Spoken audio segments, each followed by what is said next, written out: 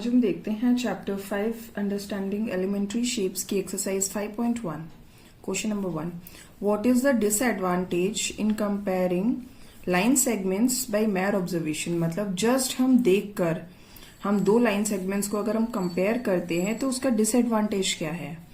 हम लोगों ने इंट्रोडक्शन चैप्टर में पढ़ा था और उसमें देखा था कि अगर दो लाइन सेगमेंट्स अगर काफी डिफरेंस है तो हम देख के पता कर सकते हैं कौन सी छोटी है और कौन सी बड़ी है। लेकिन अगर उनका स्लाइटली डिफरेंस हो, बस उसमें मतलब थोड़ा बहुत डिफरेंस हो, तो जस्ट हम ऑब्जर्व करके हम ये नहीं पता कर सकते कौन सी बड़ी है और कौन सी छोटी, तो दैट इज अ डिसएडवांटेज। तो हम इसमें लिखेंगे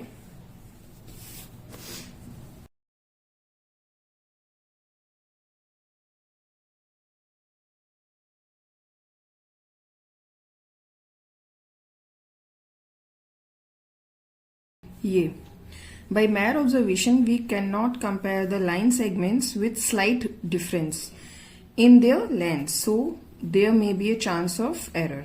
आप पॉज करके लिख सकते हैं। Question number 2, why is it better to use a divider than a ruler while measuring the length of a line segment। जैसे कि हमने पढ़ा था पहले भी इंट्रोडक्शन चैप्टर में कि अगर हम डायरेक्टली रूलर से ही ऑब्जर्व करते हैं तो अगर उसका पोजीशन ऑफ ऑब्जर्वेशन सही नहीं है, यानी अगर स्ट्रेट करेंगे ऑब्जर्व तो ठीक है, लेकिन अगर साइड वाइज ऑब्जर्व किया तो उसकी लेंथ में डिफरेंस आ सकता है, वो रॉन्ग हो सकता है ऑब्जर्वेशन। इसीलिए सबसे बेस्ट तरीका है इस तरह से हमें डिवाइडर को यूज करके, जिससे में उसमें कोई भी स्लाइटली भी डिफरेंस ना आए। तो उसमें हम लिखते हैं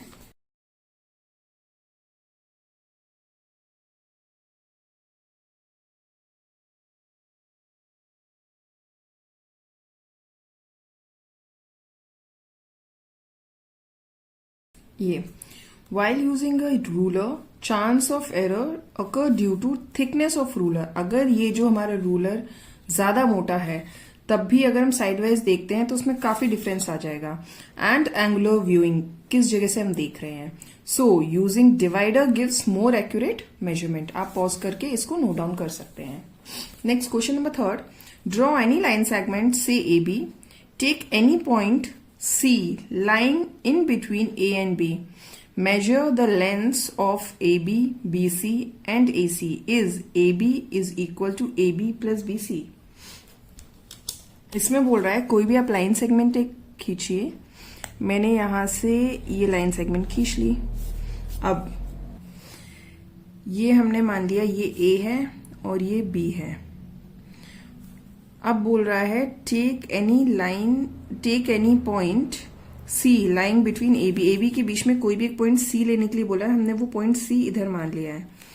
अब यहां पे जो मैंने ये लाइन सेगमेंट खींची थी ये लगभग 8 सेंटीमीटर की थी और ये जो एसी था ये 5 सेंटीमीटर का था, तो ये बीसी हो गया हमारा 3 सेंटीमीटर। अब आगे फर्दर क्या बोला गया है, measure the length of A B B C.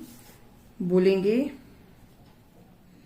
A B हमने मेजर किया है 8 सेंटीमीटर, बी सी हमने मेजर किया है 3 सेंटीमीटर, ए सी हमने मेजर किया है 5 सेंटीमीटर। ये हमने खुद मेजर करके लिखा है।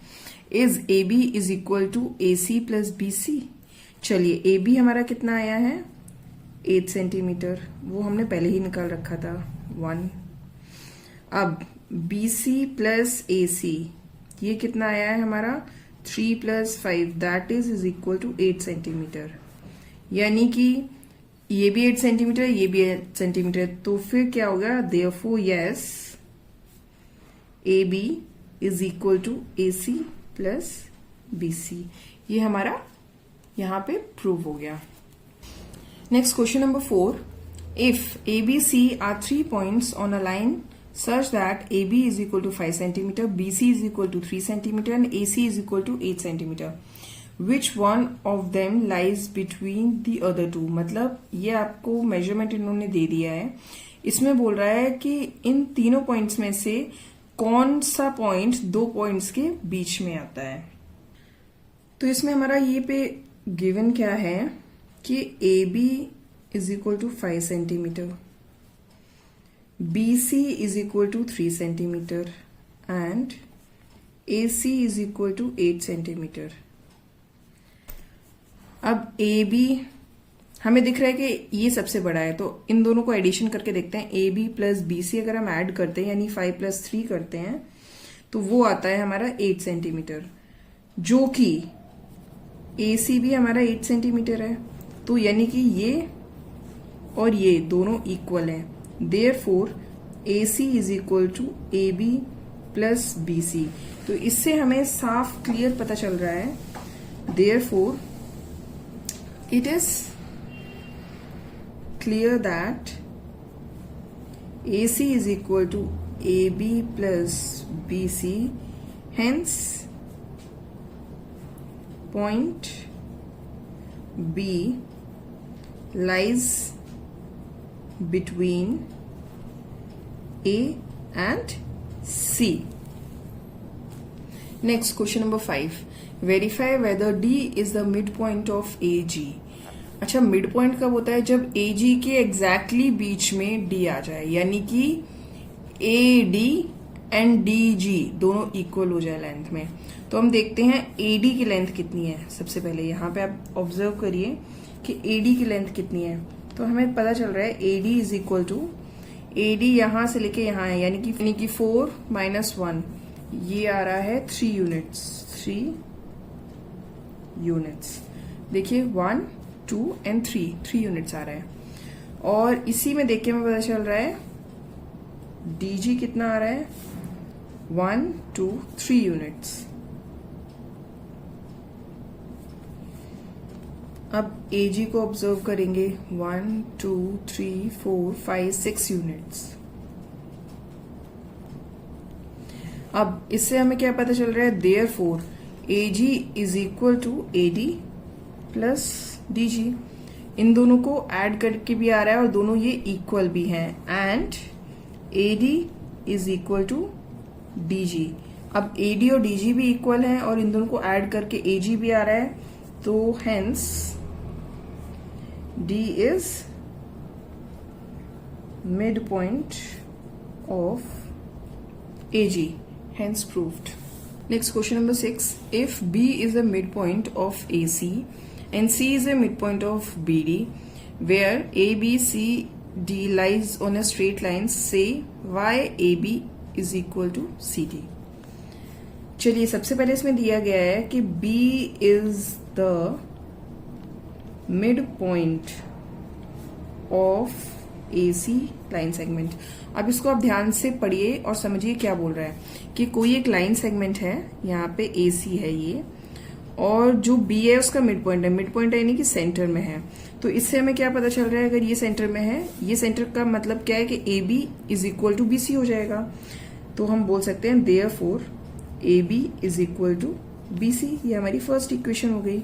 अब सेकेंड लाइन बोल रहा है कि C is the mid point of BD.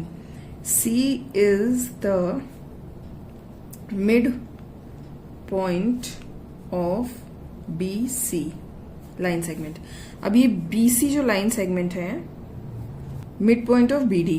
अब ये जो C है वो BD का मिड पॉइंट है. अब D समझो यहाँ पे फर्दर कहीं पे होगा और ये ऐसे बना होगा, इसको मान लीजिए D. अगर BD का मिड पॉइंट C है, इसका मतलब BC और CD इक्वल होगा. तो फिर बोलेंगे therefore BC is equal to CD. ये हमारी बन गई इक्वेशन सेकेंड. अब आप इन दोनों इक्वेशंस को ऑब्जर्व करिए, उससे हमें क्या पता चलता है? From equation first and second we get, हमें क्या मिलता है कि इन दोनों को देखिए AB BC के इक्वल एंड BC CD के इक्वल है. तो बोलेंगे AB is equal to CD. Hence proved. ये हमारा प्रूव हो गया. यानी कि अगर हम बोलेंगे कि AB BC के इक्वल है एंड BC CD के इक्वल है, तो AB CD के इक्वल हो जाएगा. Next, question number 7. Draw 5 triangles and measure their sides. Check in each case if the sum of the length of any two sides is always less than the third side. इसमें बोल रहा है कि आप 5 triangles कुछ भी बनाइए कुछ मेजरमेंट के, और फिर किसी भी दो साइड्स का सम जो है वो थर्ड साइड से हमेशा कम होता है, या प्रूफ करिए या फिर आप चेक करिए। एक मैंने ट्रायंगल यहाँ पे बना के रखा है फर्स्ट केस में। एक का है 5 सेंटीमीटर, इसका है 4.3 सेंटीमीटर, इसका है 3 सेंटीमीटर। अब आप इसमें से किन्हीं भी दो साइड्स को आप ऐड कर लीजिए। लेटर सपोज मैं इन दोनों को ऐड करती हूं, तो 5 + 3 8 सेंटीमीटर, जो कि इससे ग्रेटर है। इन दोनों को ऐड करते हैं, 5 + 4.3 तो ये हो जाएगा 9.3, ये इससे ग्रेटर है। इन दोनों को ऐड करते हैं, 4.3 + 3 दैट इज 7.3, तो ये इससे ग्रेटर है। लेकिन इसमें बोल रहा है कि लेस है, तो ये तो इसमें सिचुएशन सही नहीं बैठ रही है। तो अब हम लिखेंगे कैसे, देखते हैं।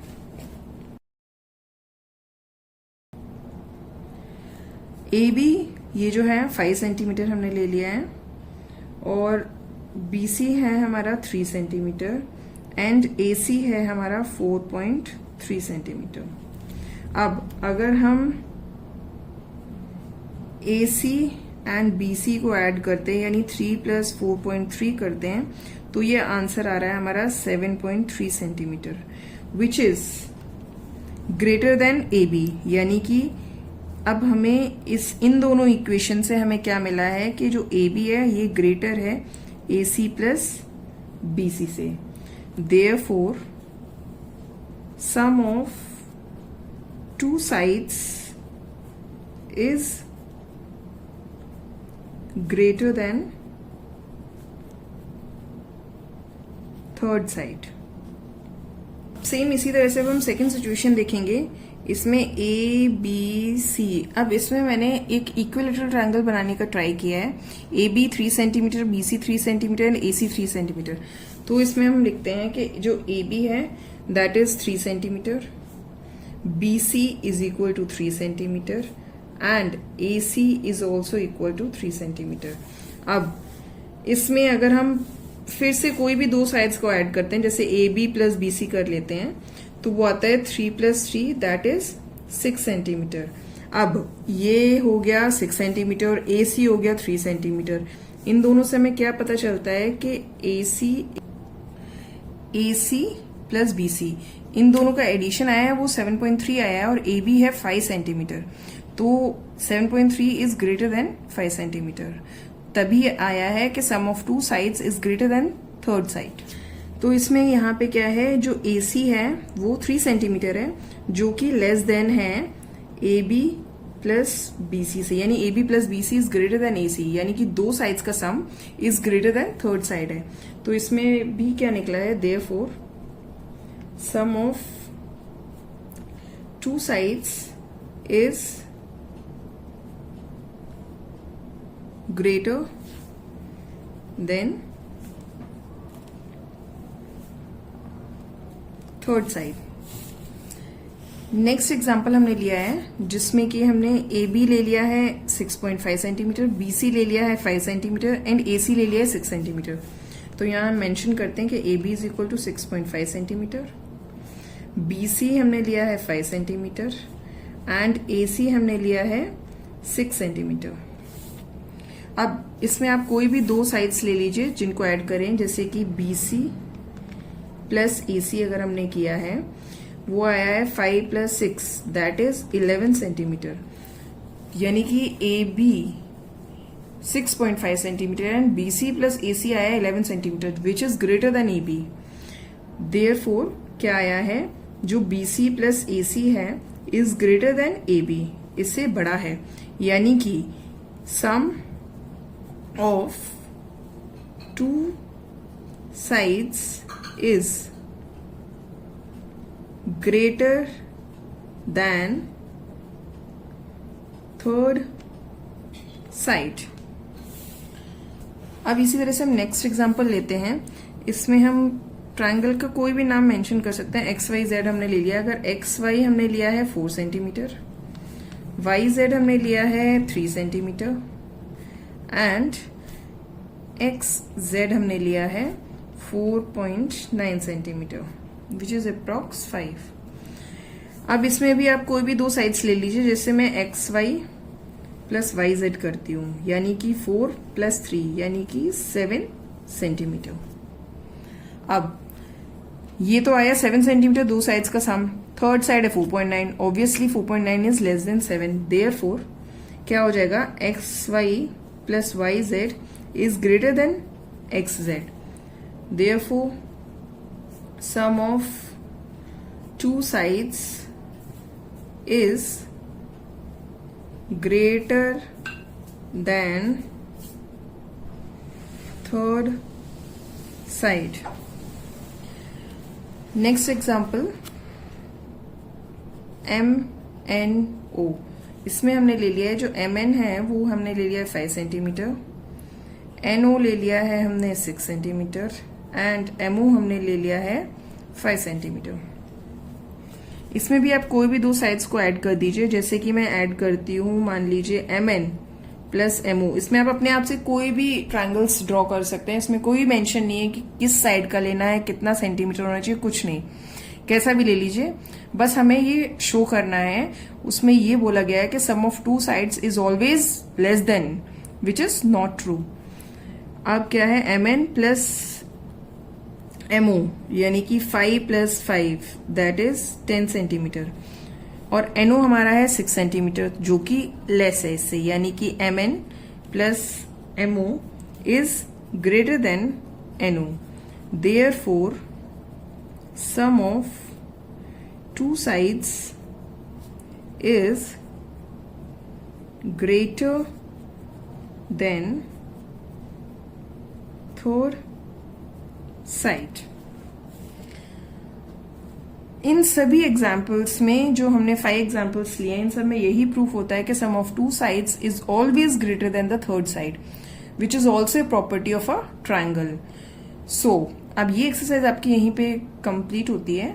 आपको इस एक्सरसाइज में या इससे प्रीवियस पढ़ाए गए किसी भी चैप्टर में कहीं पे कोई भी डाउट है तो आप प्लीज कमेंट सेक्शन में पूछिए, मैं आपके डाउट को क्लियर करूंगी। और अगर आपके कॉन्सेप्ट्स क्लियर हो रहे हैं, आपको समझ में आ रहा है, then please do like, share and subscribe. Thank you.